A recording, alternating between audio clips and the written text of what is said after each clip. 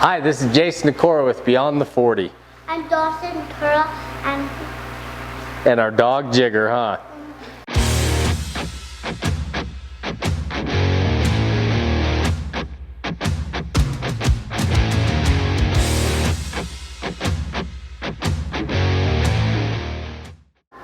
So what we want to show you is a project me and Dawson built last winter. This is a track sled. We Googled it, YouTubed it, just kind of got a bunch of ideas on how to build a track sled. So this originally started as an 02 Mountain Max, had a 141-inch track length, had 2-inch paddles. That's how you drive it? And that's how you drive it, full throttle. That's right. So it had 2-inch paddles on it. I chopped the paddles off, and I'm not sure why. I figured it was going to help it, but we spliced the track back together. We tore all the skid out of it and just made it solid. As you can kind of see as Doss is bouncing around it, it's kind of a triangle. I didn't know how that was going to work, but it actually works really well. It takes obstacles, it goes up snowbanks, down snowbanks. Another thing, we ended up putting a small battery on it. We're going to probably upgrade that battery to more like a car battery, RV battery. It's for the electric start of the motor, and it runs a little light. I had a little light switch on here. That broke off. Like I said, there was a lot of things on this we just threw together because we wanted to see how it worked. We use it mainly for ice fishing, hence the light for cruising out in the dark. But on this one, we kept the original chain case. Most everything on this is original. The chain case, the drive shaft, the jack shaft is all in original location, and this is actually the collar off the secondary clutch.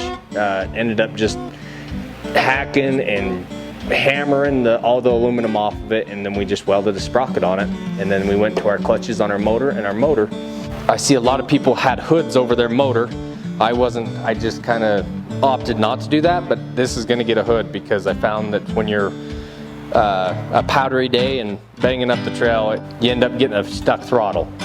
So this thing's going to get a few modifications, but we're pretty much going to keep it just the way it is. And this is going to be our R&D A variable, I guess you could say. So this is what everything's testing against.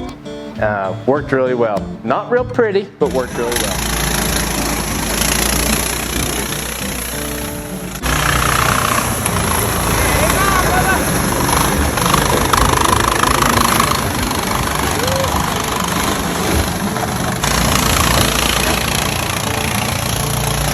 So Dawson's taking a nap on our second project.